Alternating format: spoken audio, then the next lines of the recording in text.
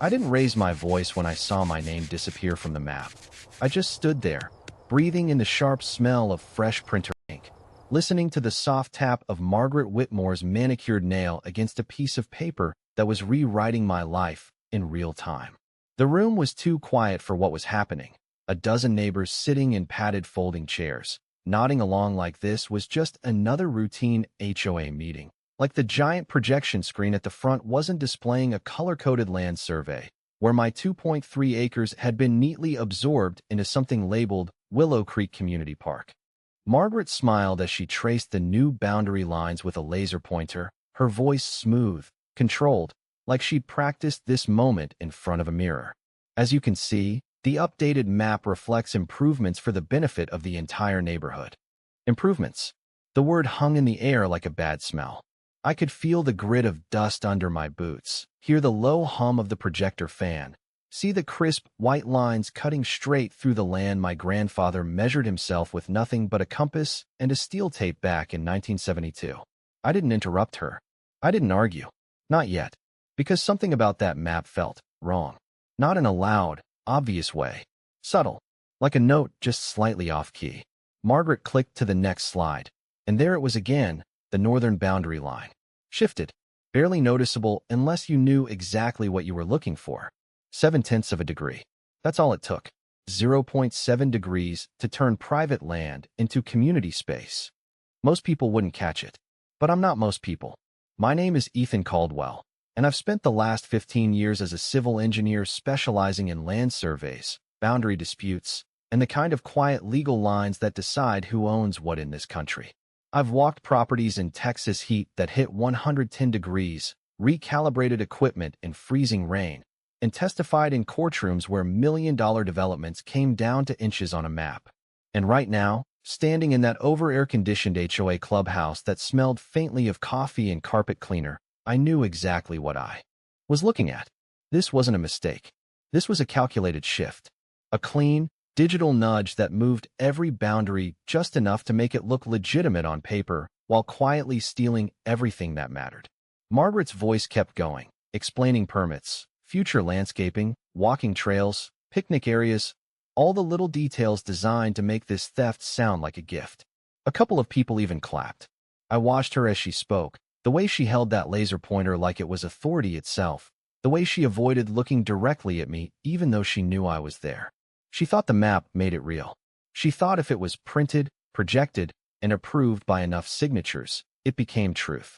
I let my eyes drift back to the screen one more time, tracing that crooked line that wasn't supposed to be crooked, feeling something settle deep in my chest.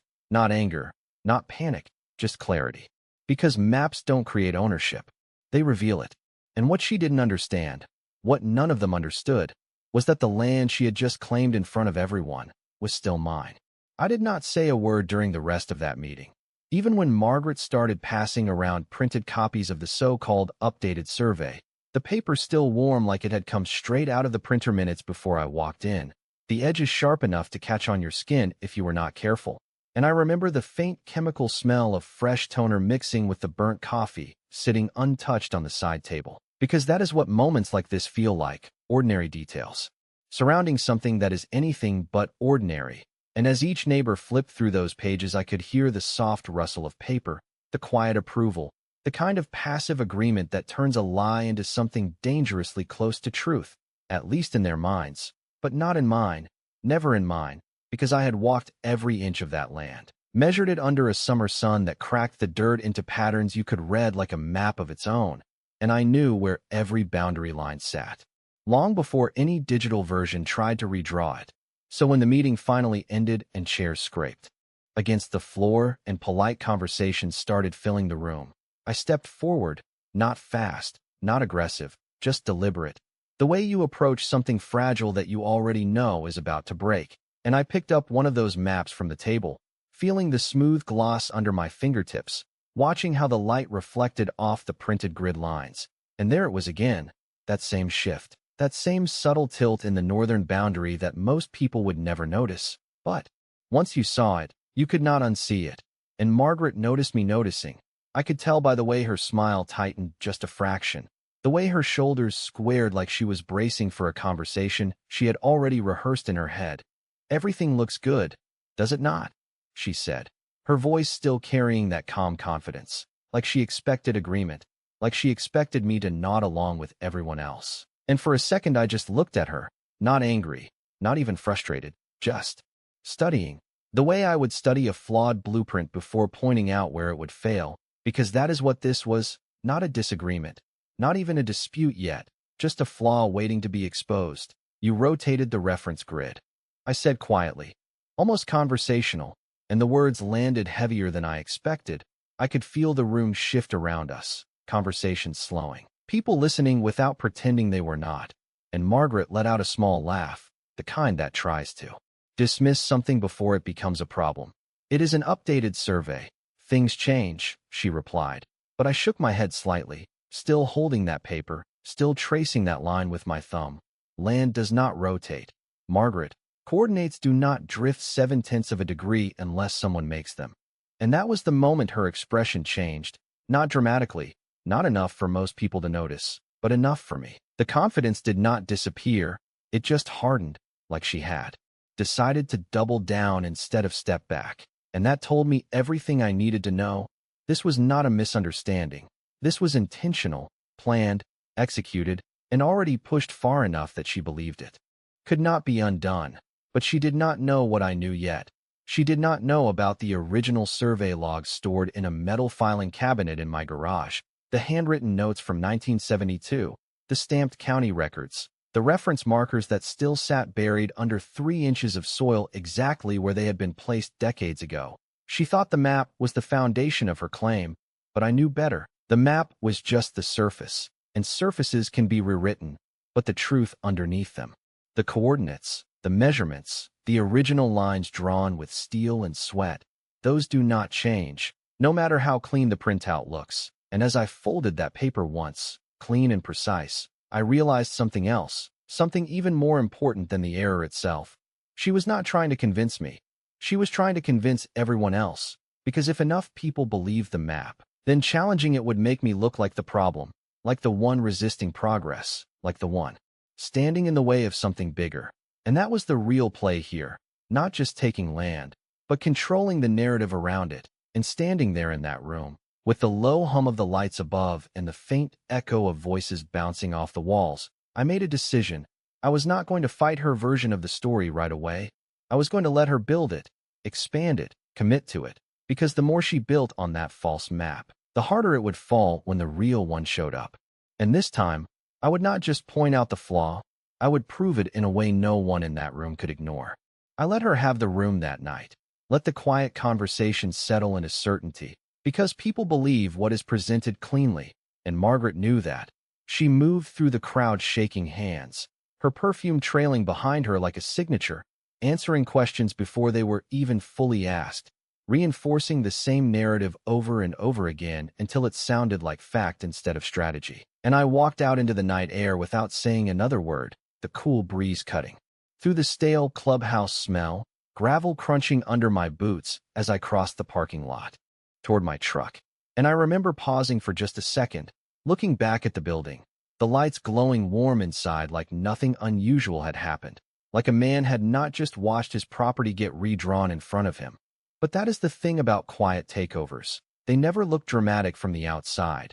They look organized, reasonable, even beneficial if you do not know what you are seeing. And by the next morning, the first signs started showing up exactly the way I expected. A white utility truck parked near the edge of my land.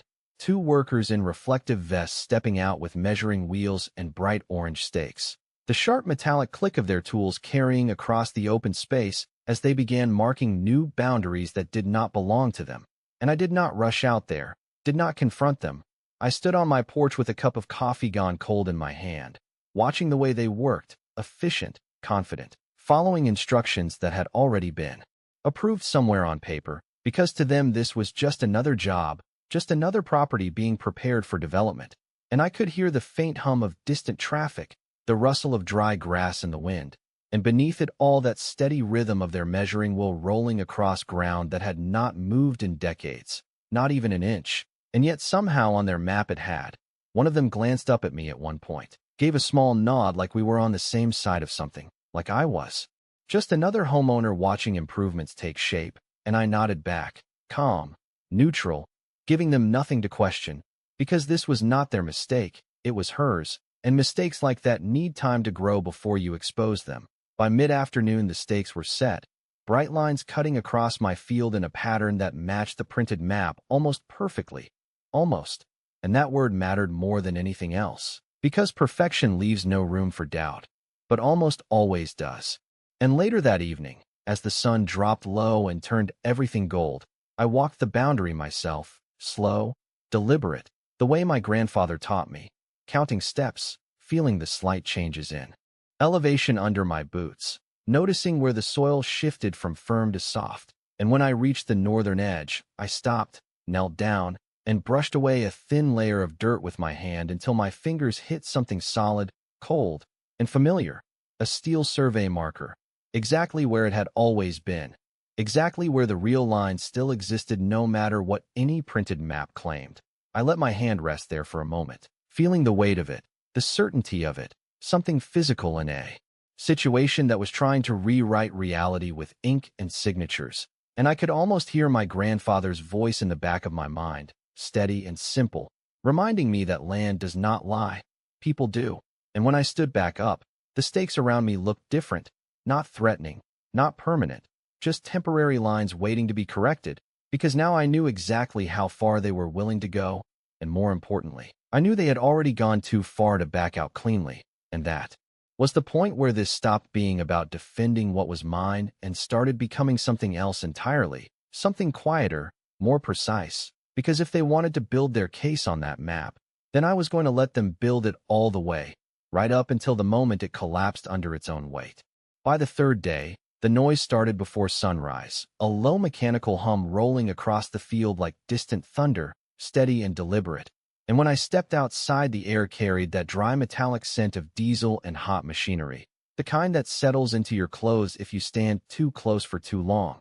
And there they were, two more trucks this time, heavier equipment, a compact grader and a small skid steer, both positioned exactly along the new boundary line that only existed on Margaret's version of reality. And I leaned against the porch railing, arms folded, watching the way the morning light hit those orange stakes, casting long shadows that stretched across land that had not moved an inch no matter how many times someone tried to redraw it on paper. And the operator of the grader adjusted his seat, the engine revving slightly before the blade dropped, not digging, not cutting, just smoothing, preparing, the kind of subtle work that makes something look official before anything permanent even begins. And that was the moment it became clear, this was not just about a map anymore. This was about creating physical proof to match a digital lie. Because once the ground looks different, once the lines are visible, once the neighbors start walking along paths that did not exist before, it becomes harder to argue against it, harder to convince people that what they see is not what is true. And that is how they win, not by being right, but by being first to make it look real. I took a slow breath, feeling the dry air settle in my chest, and walked down the steps, boots hitting gravel with a steady rhythm, not rushing, not hesitating, just moving forward like I had done 1,000 times before on job sites where precision mattered more than emotion. And one of the workers noticed me approaching, straightened up slightly, wiping his hands on a worn cloth. "Morning," he said, casual, unaware, and I nodded once, keeping my voice even. "Morning. You working off the new survey?" He gave a quick glance back at the truck, then at me. "Yes, sir. HOA provided everything, cleared with the county." And there it was again, that quiet confidence built on paperwork, on approvals that most people would never question. I stepped closer to one of the stakes, looked down at its placement, then out toward the tree line where the actual boundary sat, just a few feet off, invisible to anyone who did not know where to look. And I crouched for a second, pressing my hand into the soil, feeling its firmness, the slight moisture beneath the surface, grounding myself in something that could not be printed or projected. "You ever double-check coordinates?" I asked, almost like small talk, and the worker gave a short shrug. "Not our job. We follow what we are given." And I nodded again, because that answer was exactly what I expected. They were not the problem. They were part of the mechanism, and mechanisms do not question themselves. They just keep moving until something stops them. I stood back up and took a step away, letting them continue. The machine starting again, the hum rising, the blades smoothing over ground that was never theirs to shape. And as I walked back toward the house, I pulled my phone from my pocket, not to call anyone, not yet, but to start documenting, slow, steady, capturing angles, timestamps, the placement of every stake, every movement, every inch they adjusted based on a map that was already flawed. Because if they wanted to turn this into something physical, then I would make sure every part of that process was recorded, every detail preserved, not for confrontation today, not for argument tomorrow, but for something much bigger when the time came. And as the sun climbed higher, burning off the last of the morning chill, I realized something else, something that settled in quietly but firmly. Margaret was not being careful anymore. She was accelerating, pushing this forward faster than someone who was protecting themselves would, which meant she believed she had already won. She believed that approvals, the signatures, the map itself were enough to carry her through anything I could bring against her. And that belief, that overconfidence, was exactly what I needed, because the more she built on that false foundation, the heavier everything resting on it would become, and when it finally gave way, it would not just crack, it would collapse in a way no one in that neighborhood could ignore. By the end of the week, the lines they had drawn were no longer just stakes and measurements. They had started to feel permanent to everyone except me. A narrow strip of freshly leveled earth now cut across my field, pale and smooth compared to the untouched ground around it, like a scar that did not belong there. And neighbors had already begun walking along it in the evenings, curious at first, then comfortable, their footsteps soft against the packed dirt, conversations drifting through the air like this was something they had always been allowed to use. And I stood back near the fence line watching it happen, the faint smell of cut grass mixing with the dry scent of soil that had been turned over too recently. And that was the moment I understood just how fast perception changes when something is presented with enough confidence, because no one asked questions anymore. No one looked for signs. They just accepted what was in front of them. And Margaret made sure of that. She moved through the neighborhood like she had already secured a victory, stopping to talk with small groups, pointing toward the new path, describing future benches, lighting, landscaping, every detail building a picture that felt complete, even though it was built on something fundamentally wrong. And when she finally walked over to me that evening, her steps measured, her posture relaxed, it was not a confrontation, it was a confirmation. She wanted to see if I had accepted it too. "It is coming together nicely," she said, her voice carrying that same calm authority, like she was narrating progress instead of orchestrating it. And I glanced out toward the path, watching a couple walk slowly along the edge, their shoes kicking up small clouds of dust in the fading light. "It looks finished on paper," I replied, keeping my tone even, and she smiled at that. But it was thinner now, sharper, like she was trying to read something behind my words and not finding what she expected. "The county approved everything," she added, a subtle emphasis on authority, on validation, as if that settled the matter completely, and I nodded once, letting that sit for a moment, because that was the part she believed made her untouchable, the approvals, the documents, the signatures stacked neatly in her favor. But I had already started digging into those, quietly, methodically, late at night with a desk lamp casting a narrow circle of light over old records and newer filings, comparing survey reports, cross-checking timestamps, pulling archive data that most people did not even know existed. And what I found was exactly what I expected and worse than she realized. The submission file for the updated survey had been uploaded 3 weeks before the field measurements were ever supposedly taken. The metadata embedded in the file still intact, still traceable, and the coordinate system used did not match the county standard. It was adjusted, rotated just enough to create that shift I had seen on the map, subtle, deliberate, and completely provable if you knew where to look. And standing there across from her, I realized she thought this was already done. She thought the physical changes on the land combined with the paperwork were enough to carry this through without challenge. But she had made one mistake. She had assumed no one would check the foundation of her claim. No one would go back far enough to see where the changes actually began. And that assumption gave me exactly what I needed: time. Because the more she expanded this project, the more records she created, the more approvals she stacked on top of that original flawed submission. the deeper she tied herself to it. And when the truth surfaced, it would not just question one document, it would unravel everything connected to it. And as she stood there waiting for some kind of reaction from me, some sign of resistance or acceptance, I gave her neither. Just a small nod, calm, controlled, because this was no longer about stopping what she was doing.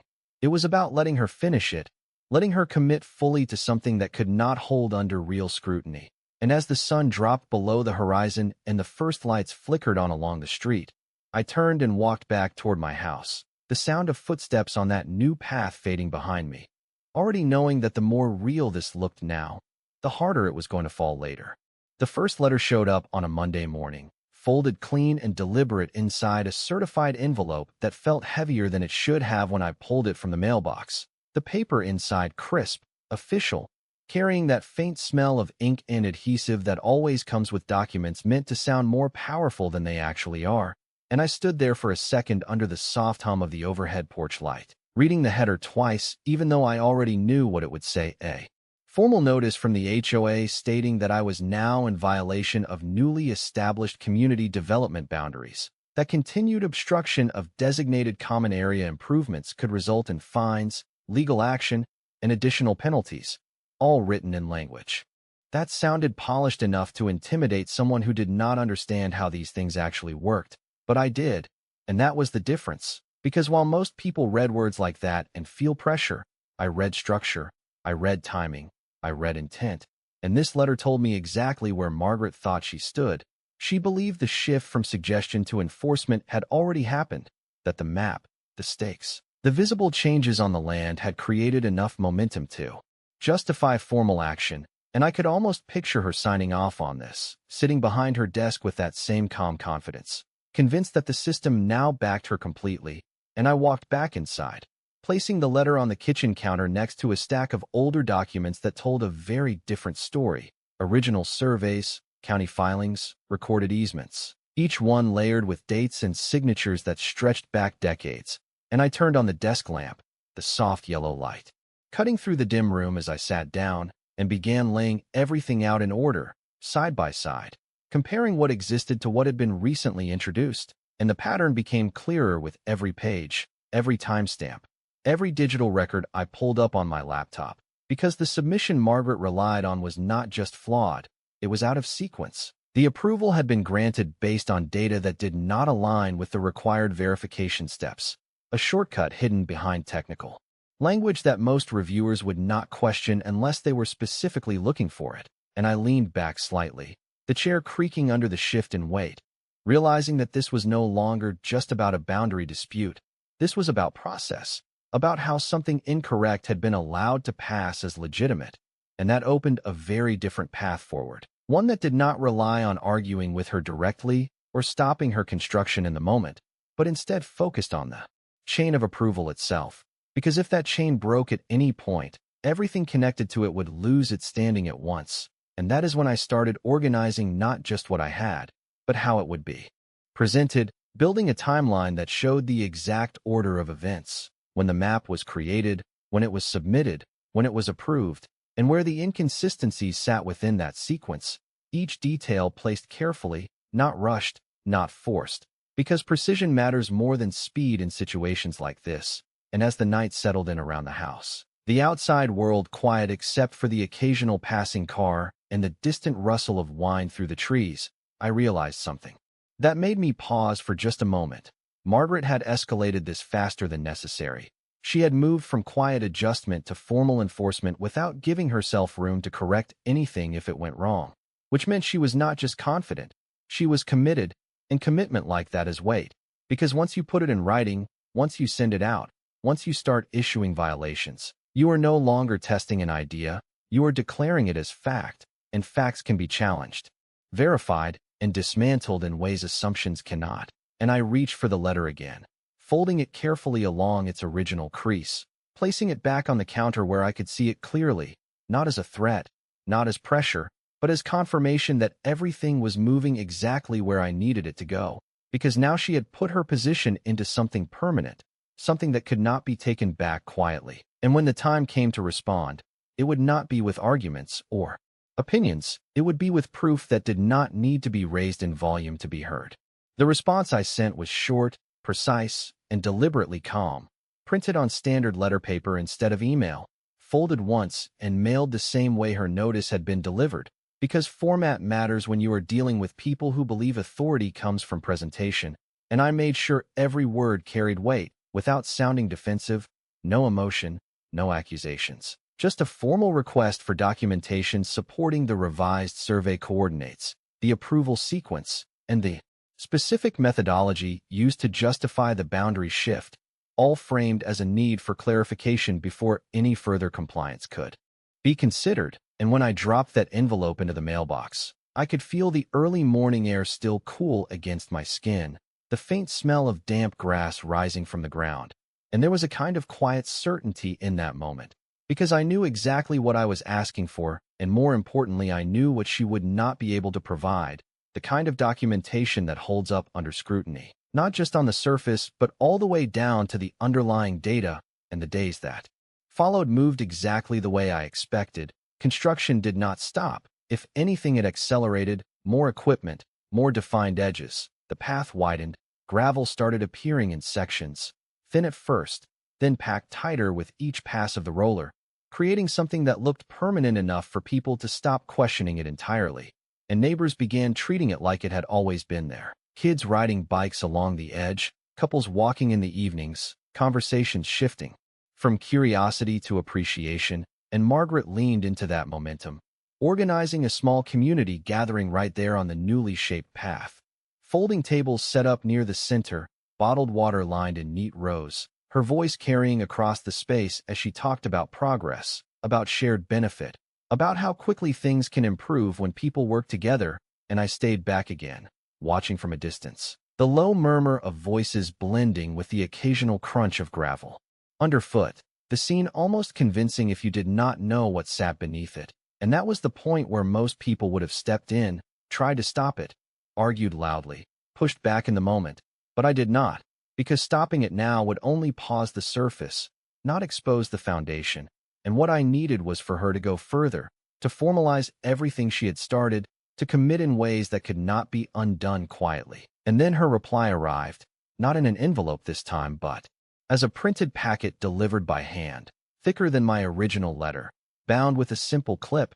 And I stood in the doorway as she handed it over, her posture straight, her expression composed. But there was something different in her eyes now, not uncertainty, but pressure, the kind that builds when someone realizes they are being asked for specifics they had not planned to defend in detail.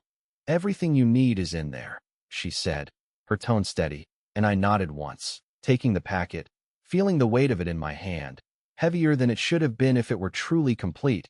And when I stepped back inside and laid it on the table, opening it slowly, the pages crisp, organized, convincing. At first glance, I started reading line by line, not looking for obvious mistakes, but for alignment, for consistency, for the small fractures that appear when something is built to look correct instead of being correct, and it did not take long to find them. The coordinate reference system listed in one section did not match the transformation parameters in another. The approval signature timestamp preceded the final revision date, subtle details that would slide past anyone not trained to catch them. But to me, they stood out like misaligned joints in a structure that was already carrying too much weight.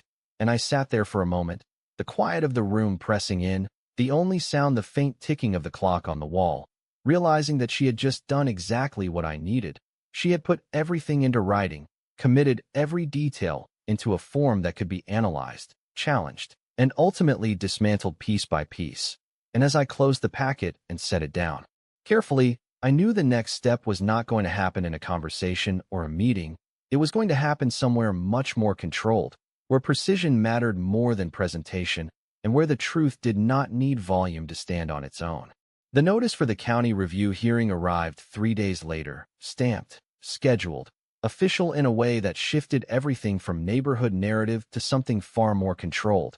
And I remember holding that document in my hand at the kitchen table, the paper slightly thicker than standard, the seal pressed into the corner with just enough texture to feel under my thumb. And for the first time since this started, the pace slowed. Not outside, where the gravel path had now been fully compacted and edged with temporary markers. Not in Margaret's world where everything still moved forward like the outcome had already been decided, but here, in this process, where sequence mattered more than confidence, where documentation would be read in order instead of presented selectively. And that was where I needed this to be. The morning of the hearing came clear and cool, the kind of air that carries sound just a little further, footsteps, echoing faintly across the concrete as I walked toward the county building. The glass doors reflecting a version of everything that looked clean and structured, nothing like the uneven ground this situation was built on. And inside, the room was smaller than most people expect, not a courtroom, not dramatic, just a long table, a few chairs, a projector mounted to the ceiling, the faint hum of electronics already running. And Margaret was there ahead of me, seated, her posture straight, documents arranged in front of her in neat stacks. Each page aligned like that alone could keep them from being questioned. She glanced up as I entered, gave a brief nod, composed, controlled, but there was a tension now, subtle, sitting just beneath the surface, the kind that comes from knowing this was no longer about presentation.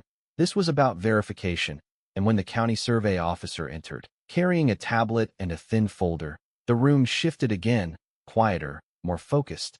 Because this was the part where details matter, the officer began by outlining the process, calm, procedural, explaining that both parties would present supporting documentation, that coordinate systems, survey methods, and approval timelines would be reviewed for consistency and compliance with county standards, and I listened without interruption, hands resting lightly on the table, feeling the smooth surface under my fingertips, grounded, steady, because everything I needed was already prepared. Margaret went first. Of course she did, her voice confident, walking through the updated map, referencing approvals, pointing to the same clean lines that had convinced everyone else, projecting certainty into every word. And for a moment, if you did not know better, it almost held together, almost, until the officer began asking questions, small at first, clarifications about coordinate reference systems, about transformation parameters, about the sequence of submission and approval. And that was where the structure started to shift, not collapse, not yet, but bend. Answers that had been smooth a moment before became slightly delayed, phrasing adjusted, explanations stretched just enough to try to bridge gaps that should not have been there in the first place. And when it was my turn, I did not raise my voice, did not argue. I simply placed my documents on the table, one set at a time, original survey logs, county records, timestamped data showing the actual sequence of events, and then I pointed, not dramatically, just clearly, to the alignment between those records and the physical markers still present on the land, explaining how a 7/10-degree rotation would create the exact shift seen in her map, how that rotation was not reflected in any approved methodology, and how the metadata in her submission confirmed the discrepancy. And the room went quiet in a different way then, not uncertain, but focused, because now the conversation was no longer about interpretation, it was about evidence that did not depend on perspective, and I could see it in the officer's expression. The moment when everything lined up, when the map that had looked so clean on a screen started to show its fractures under scrutiny, and I leaned back slightly, not in relief, not in satisfaction, just in recognition, because this was the point where surface met structure, and structure always wins when it is tested the right way. The decision did not come with drama, no raised voices, no sudden shift in tone, just a quiet statement delivered across the table as the county survey officer closed the folder and looked directly at Margaret, explaining that the submitted map could not be validated under county standards due to inconsistencies in coordinate reference, submission timing, and lack of verifiable field alignment. And for a moment the room held still, not because it was unexpected to me, but because it was final in a way that could not be negotiated or reworded, the kind of final that settles into the air and stays there. And Margaret did not argue. Not immediately. She sat there with her hands resting lightly on the table, fingers still, expression composed but tighter now. The confidence she carried through every step of this process no longer supported by the structure she had built it on. And the officer continued, outlining the next steps in the same calm tone. The approval would be revoked, the survey invalidated, and any development based on that submission would need to cease pending correction and proper resubmission under verified parameters. Simple words, procedural, but they carried weight far beyond the room, because outside those walls, that gravel path, those neatly placed edges, the narrative she had spent weeks building, all of it depended on a foundation that no longer existed, and I gathered my documents slowly, not rushing, not reacting, just placing each page back into order the same way I had prepared them, because this was never about winning a moment. It was about restoring something that should not have been altered in the first place. And when I stepped outside the building, the air felt different, not lighter, not heavier, just clear, like something that had been unsettled was now set back into place. And by the time I drove back, the change had already started. A county notice posted at the edge of the property, bright, unmistakable, explaining the suspension of work, the need for review, the kind of official presence that shifts perception faster than any argument ever could. Neighbors slowed as they passed, reading it, looking back at the path, at the land, at me. The certainty they had before replaced by something quieter, more uncertain, and Margaret's absence that afternoon said more than anything she could have explained. No gatherings, no updates, no confident explanations about progress, just silence. Where there had once been direction, and over the next few days, the visible signs followed, equipment removed, temporary markers pulled, sections of the gravel path left uneven where work had stopped mid-process. Not dramatic, not destroyed, just unfinished, like a sentence that had been cut off before it could be completed, and I walked the boundary again that evening.